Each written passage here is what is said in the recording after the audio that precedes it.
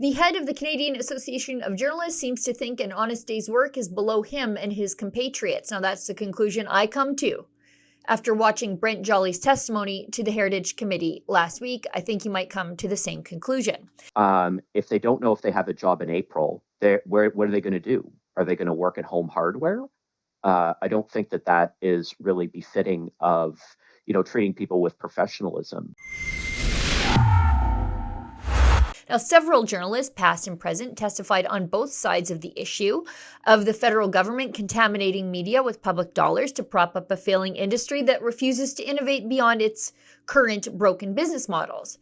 The journalist testimonies came as yet another media bailout was announced, another nearly $60 million in funding to extend the local journalism initiative for the next 3 years. Now, that's on top of the first $600 million the media now receives from the pockets of taxpayers who won't pay otherwise to consume content they don't want or like. And it's also on top of another $129 million in subsidies announced late last year.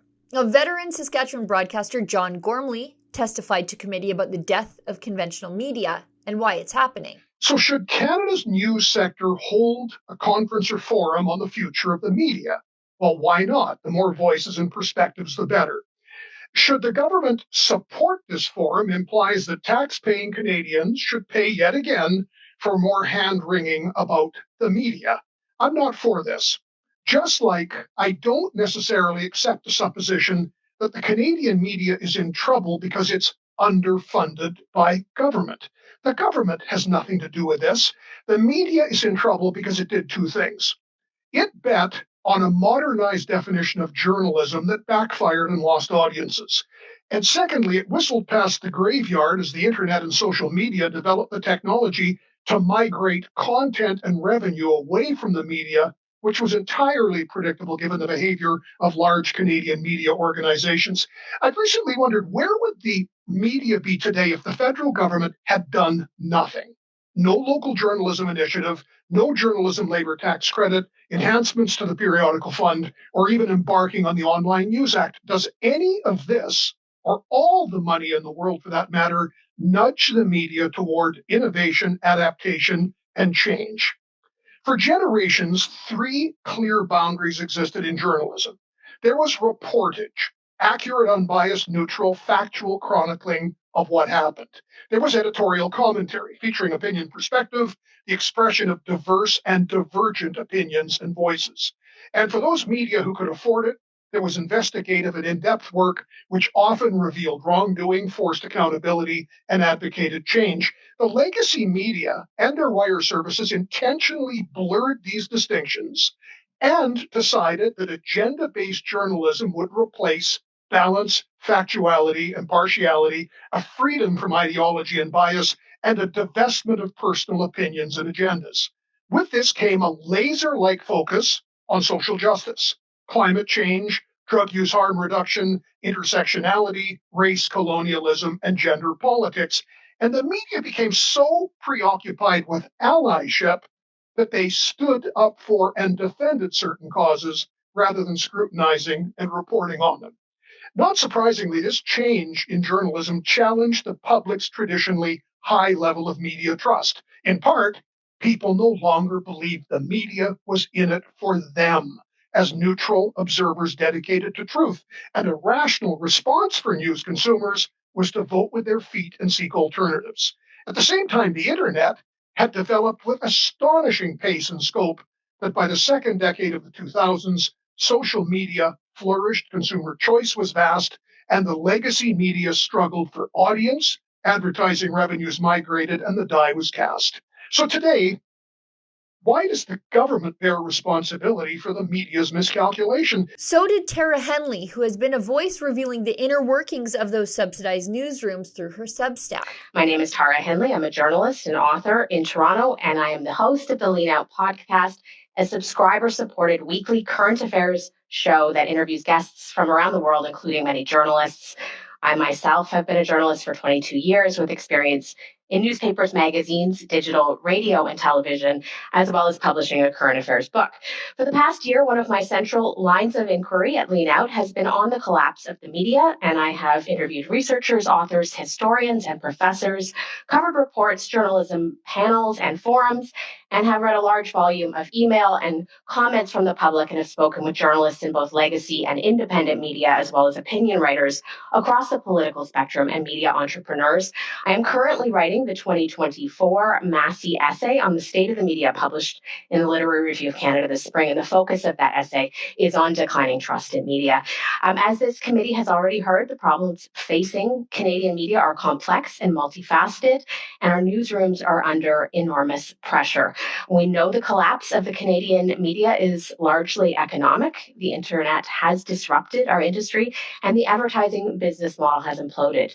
We have also heard from witnesses at this committee that the industry faces challenges with ownership and consolidation. We have seen mass outlet closures, dwindling audiences, and mass layoffs. And by some estimates, there's now just 10 to 12,000 journalists in this country. Government intervention in the industry has also presented challenges for some players, including independent and digital outlets, and has resulted in Meta pulling out of news in Canada. We heard powerful testimony on that from Media CEO Brandon Gones. The media is in a profoundly weakened state, and there are consequences to this. Good journalism involves revealing inconvenient facts, airing unpopular perspectives, and challenging dominant narratives. The volatility of our industry risks breeding conformity and caution, both in leadership and in our press corps, which can erode the quality of coverage. In the current climate, the training for the next generation is also jeopardized as there are less mentors, less outlets, particularly less local news outlets for journalists to train at. And an important point is that the economic precarity of journalism means that young people without family financial support are less likely to go into the business and to be able to live in the expensive cities where our media is now concentrated and do internships and poorly paid jobs. This reduces the diversity of perspectives in our newsroom at a time we most need to increase it. As an industry, we have a duty to insulate ourselves from the power that we are meant to hold to account. Media derives its credibility from its independence from power, particularly government power, and maintaining public confidence in that independence is of paramount importance as maintaining the independence itself. We must contend with the public perception of government funding and understand it likely erodes trust. Unfortunately, the exact moment that the Canadian press most needs to rebuild trust. Without trust, we have no audience. Without an audience, we have no revenue. Without revenue, we have no path forward for the Canadian media. And without the media, we do not have an informed electorate and a functioning democracy. So the Canadian media does need to be saved. That is very true. But my message is simple. The government cannot save us. We have to save ourselves. Thank you very much. But what really struck me was the pretension and smugness of someone who claims to represent working journalists like me. That person is Brent Jolly, a freelance journalist who is also the head of the Canadian Association of Journalists, a guy who is perpetually tongue-tied and absent every time one of my colleagues at Rebel News is assaulted, accosted, or otherwise prevented from doing their jobs.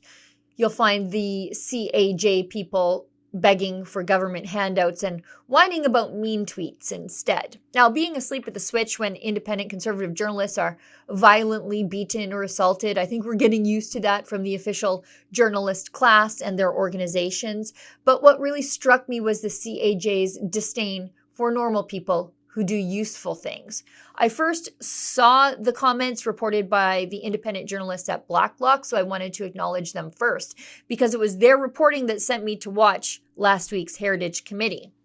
Blacklock's story read, "Working in retail is not befitting journalists who face layoffs without taxpayers' aid," says the president of the Canadian Association of Journalists. He made the remark while successfully appealing for a renewal of a 100% wage subsidy for employees in select newsrooms. So I went to see Jolly's remarks about the horrors of working a productive private sector job for myself, and he did, indeed, say the quiet part out loud. Take a look. I worry about what kind of news deserts would look like right now without the LJI.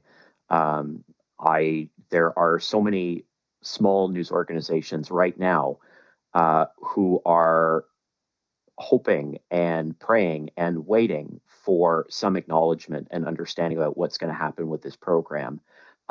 There are hundreds of journalists who have moved to places like Churchill, Manitoba, or the Pause because they had a job there. If they don't know if they have a job in April, what are they going to do? Are they going to work at Home Hardware?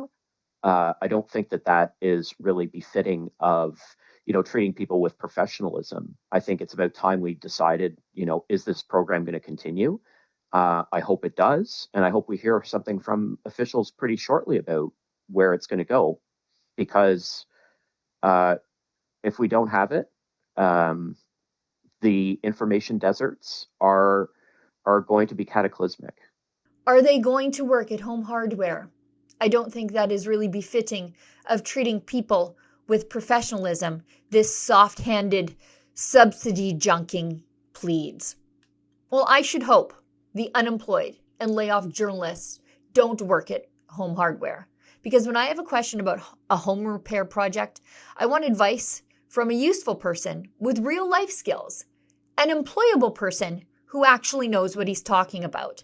Those are the people who work at my local Home Hardware, which is owned by a local entrepreneur who operates in the private sector free of government handouts, selling people things they both want and need, employing knowledgeable and useful staff.